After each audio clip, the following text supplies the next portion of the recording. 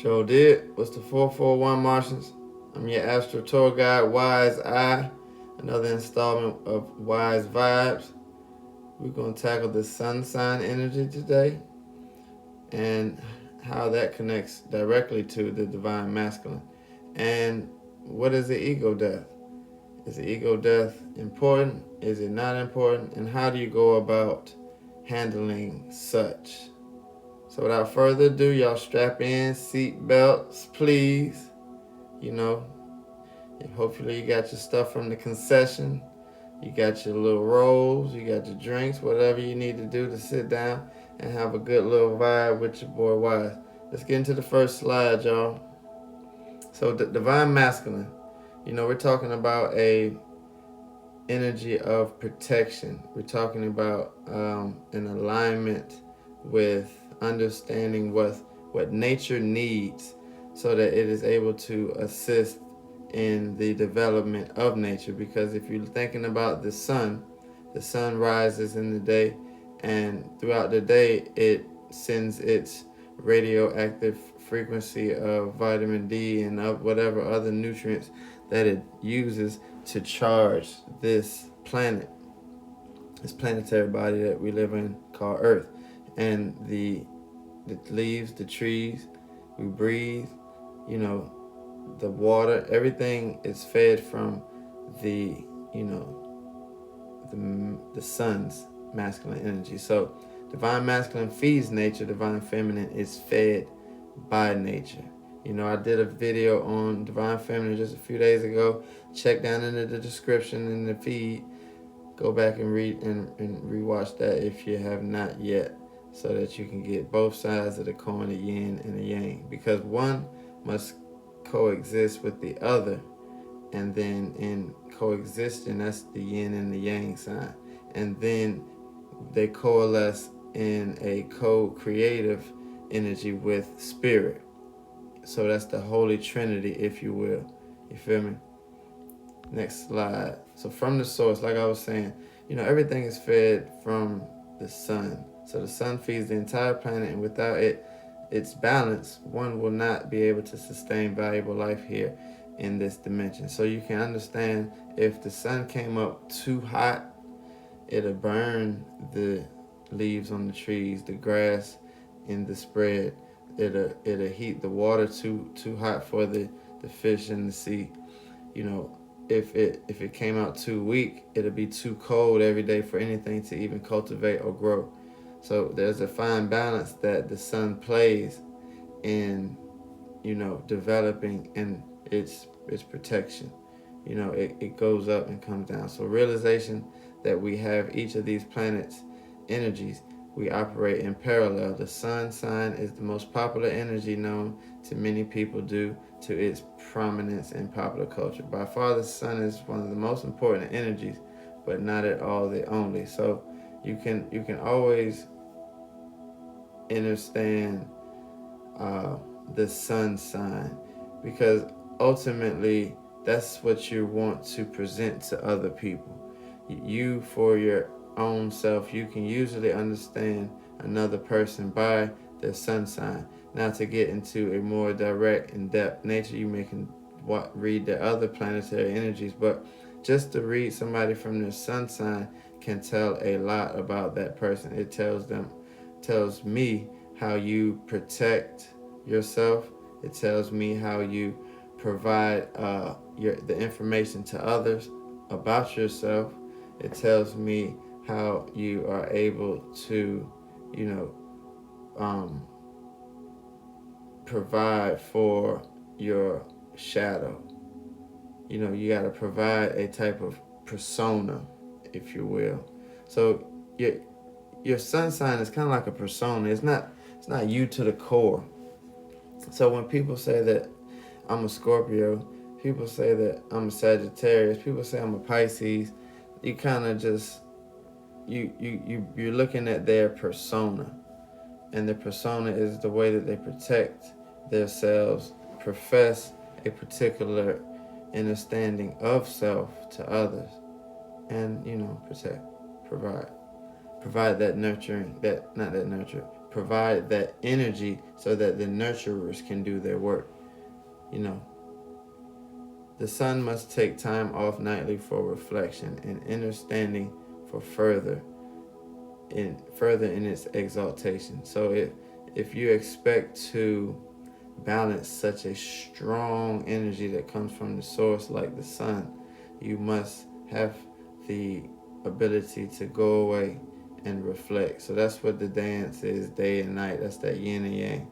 You know, the moon and sun are both very strong octaves of opposites of each other. You know, they're the same really, but they're just in opposite energy. Next slide.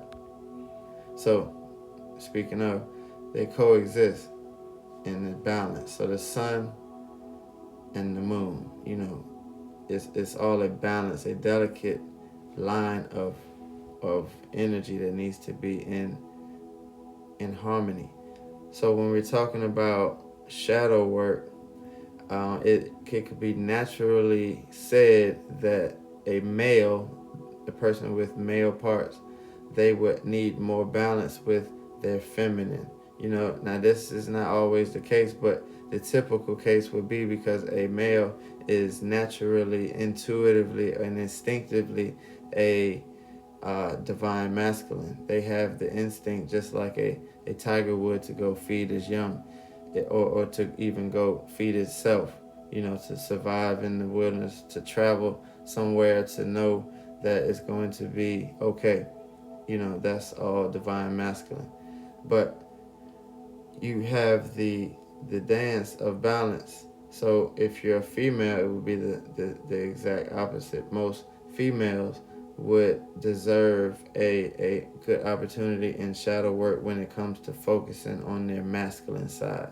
You know, it's said that when you're dealing with the orishas or you're dealing with certain deities, the particular person, if you're a male, you should deal with female deities to get your balance right, your shadow right. That's your shadow. Your shadow wants to talk, and a lot of times we don't let our shadow talk because we have the masculine, the sun sign, we have the ego is shining too bright for anything else to be seen. And that's a very dangerous aspect, because then you are harming those of which that you come in contact of. Just as such, the sun is all metaphysical speech. You dealing with the sun coming up. If the sun is too hot, it's gonna burn you. You're not gonna, your melanin or your non-etheric blood is not going to resonate with it. It's going to repel it and ultimately damage. So depending on which side of the coin you are, you want to focus on the opposite, and you want to get a good balance on both. You don't really have to deal with what you into sexually or your orientations. It's more of a balance of your shadow. Your shadow is the complete opposite of what your physical body is, and that's the anima and animus energy. I know Hood Mystic talks a lot about this. I learned some of it from him, so check him out. And there's other people that have a lot of literature on the anima and animus, and it's a very psychological development because it's the Holy Trinity. It's the male, the female, and you have to, put it together like that. The movie The Matrix, they had Neo and Trinity, close to each other. They couldn't put them too close because they would malfunction or they would spark or blow. But if they had the right conjunction of them together, they could power their machine at the right frequency or whatever. I forgot what they was even doing in that movie. But that's just an example to say that the spirit, all of that is intact when it comes to a balance of feminine and masculine. The spirit is really only going to assist you when you're in that fine-tuned balance, because they need you to protect yourself just as much as you reflect yourself. Don't let that go over your head. Next slide. Okay, so That's not the moon. Astrology and the sun is what that's supposed to be up top. You feel me? You know, we probably was moving a little fast. Let's do this. Let me see if I can write on this thing. Hold up, y'all.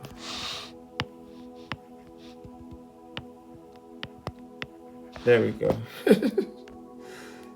Astrology and the sun is more like it.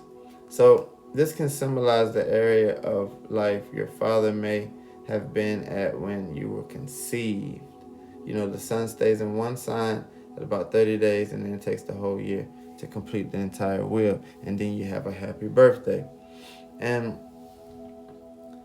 this is sidebar. I don't know why I want to say this, but it's said that you're not supposed to celebrate your birthday.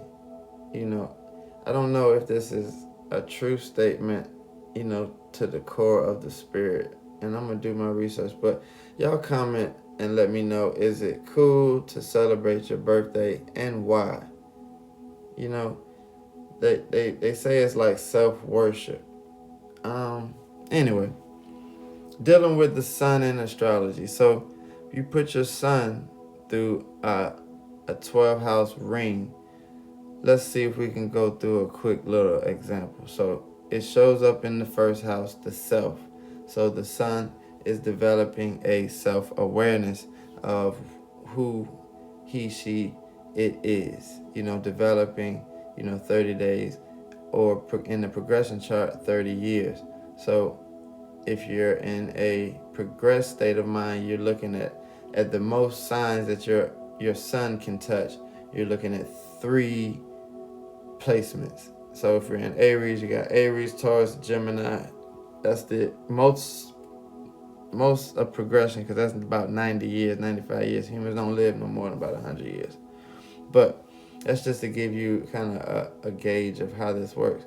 So if you're born 0 degree Aries, for 30 years, your sun will be experiencing the self, and it will be developing in that house for that 30 years. And then once you get to the next 30 years, and we're dealing with Western, equal sign astrology, I like to believe that all astrology styles are very useful, and for the sake of the matrix, I believe that these even sign houses exist very, very critically. Just like the moon has equal, exact,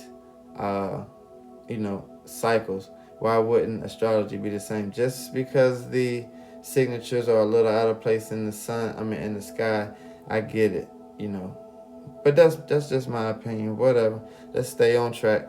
So you're getting into the Taurus sun.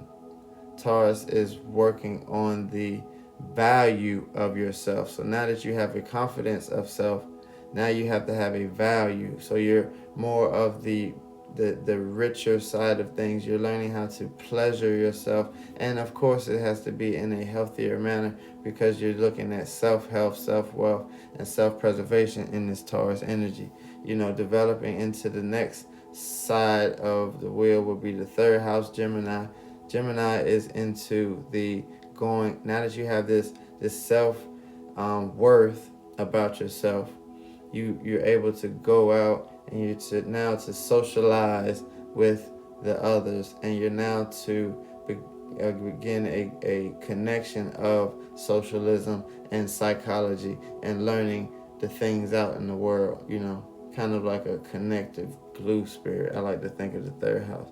Going into the 4th house is a little bit different, because you're going back into your home, and now that you have an idea of what socialism is about, you have an idea about what psychology can be about, you're building a home on the inside, and you're getting comfortable, you're dealing with family, you're learning how to build ethics, you're learning how to nurture nature, all those good things that Cancer likes to be involved in.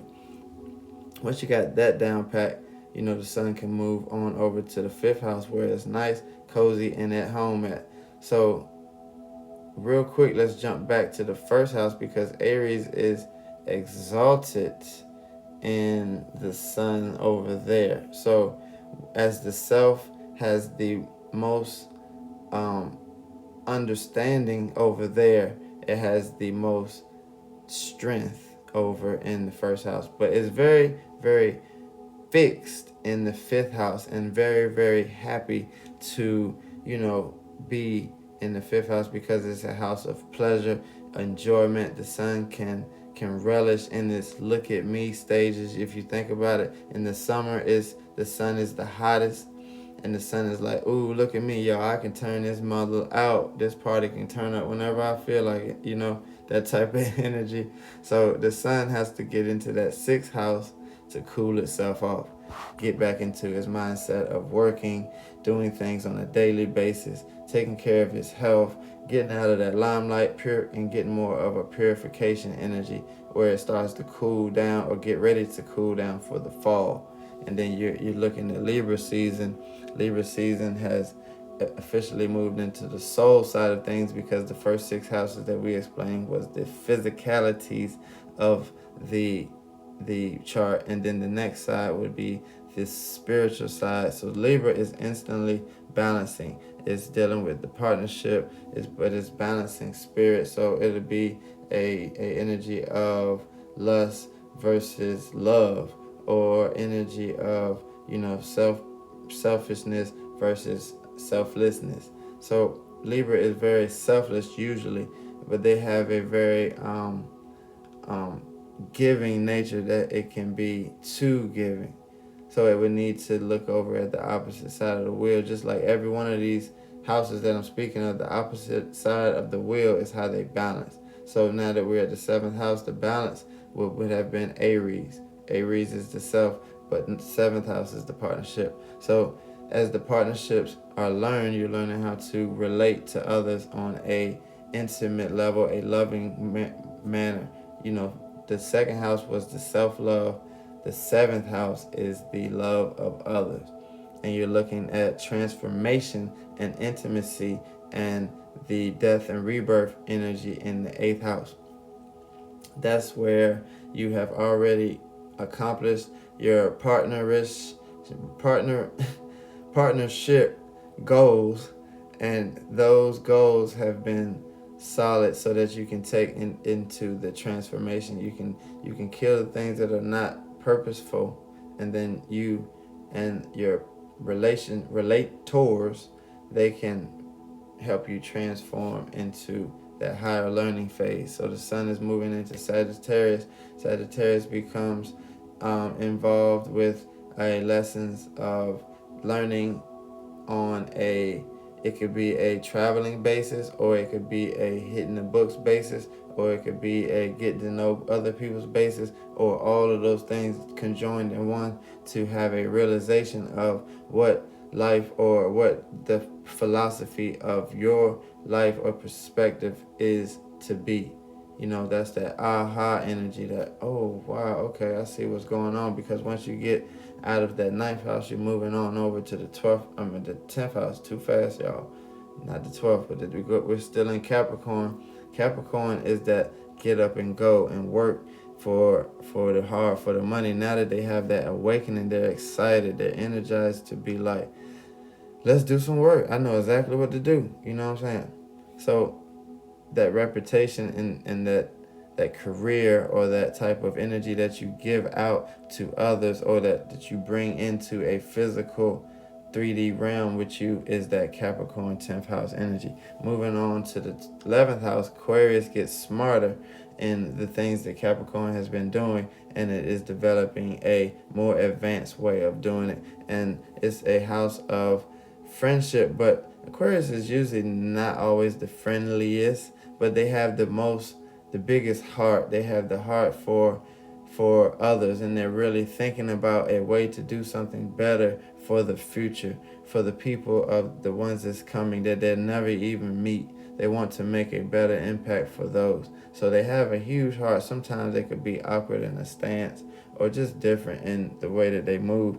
So they have to, protect themselves in that way, because you're moving into that 12th house, the last house, that Pisces energy, that subconscious energy, that ascension energy, and that is taking its its physical experience that it just wrapped all of that up into, and it is going to guide itself out the wheel and the portal of subconsciousness, and then it guides itself back in a redeveloped manner in Aries, and it does it all over again.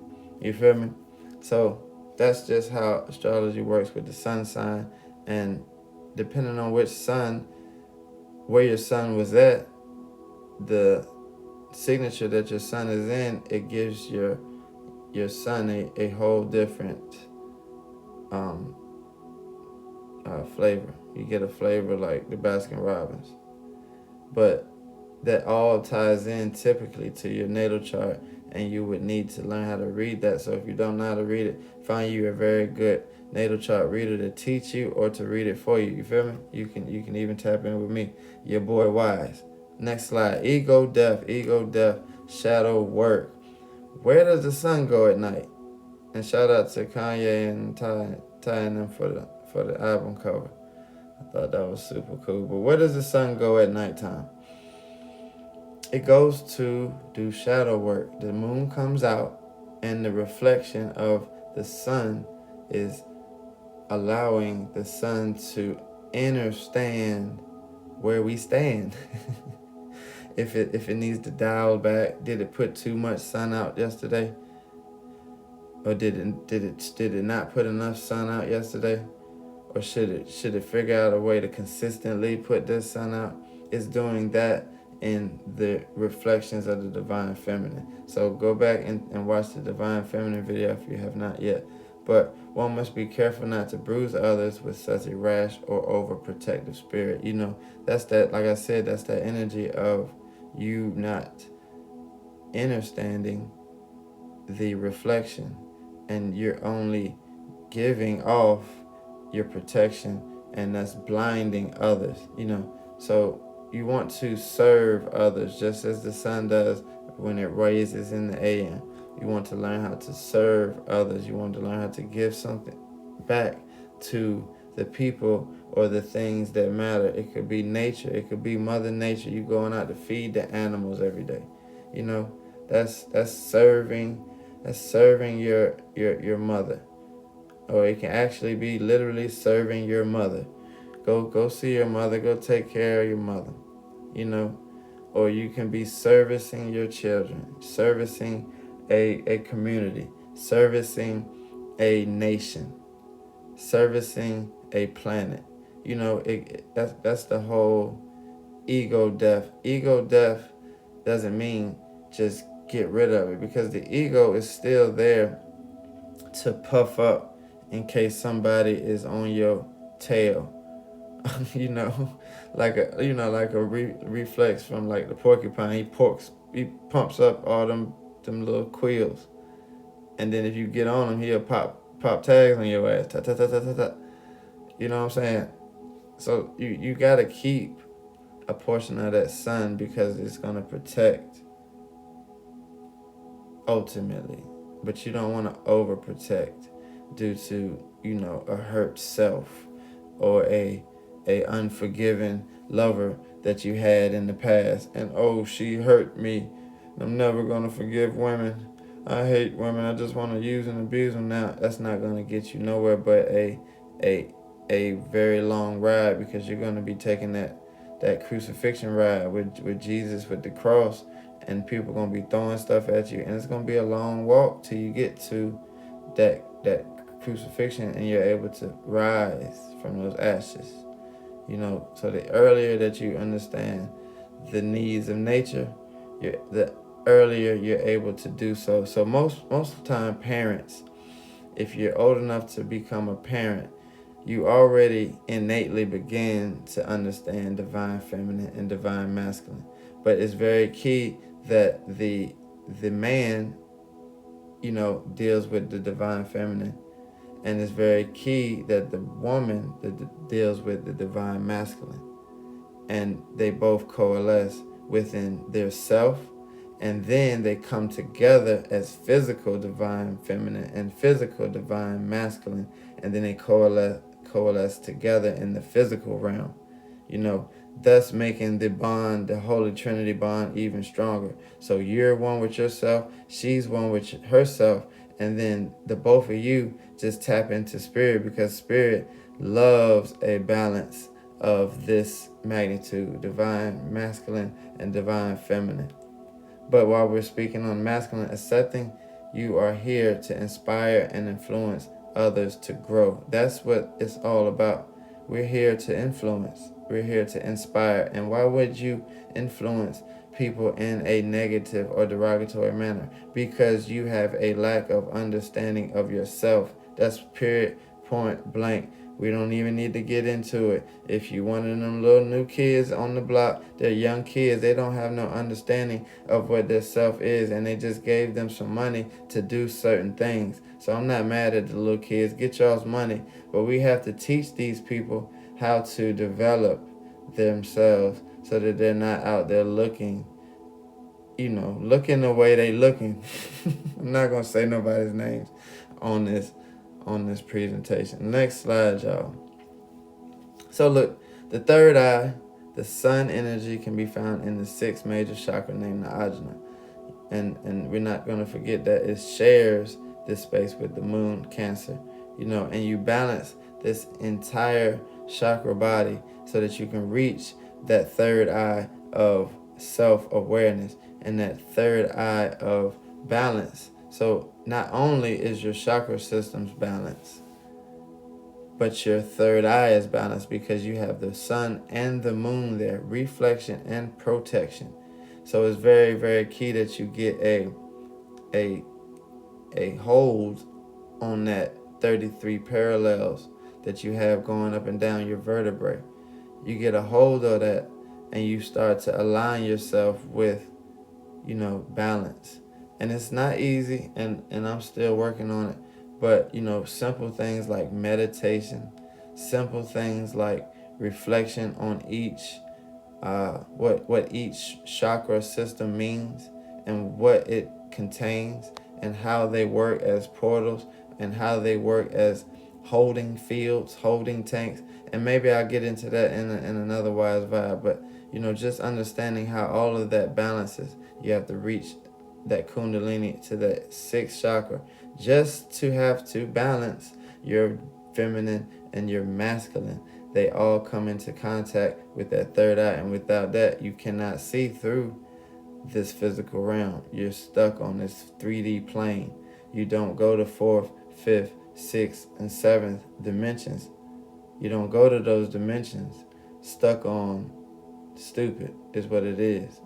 It's really zombie land. So make sure you're tapping in with that masculine, y'all. Make sure your masculine is strong and protective, but it's not overbearing.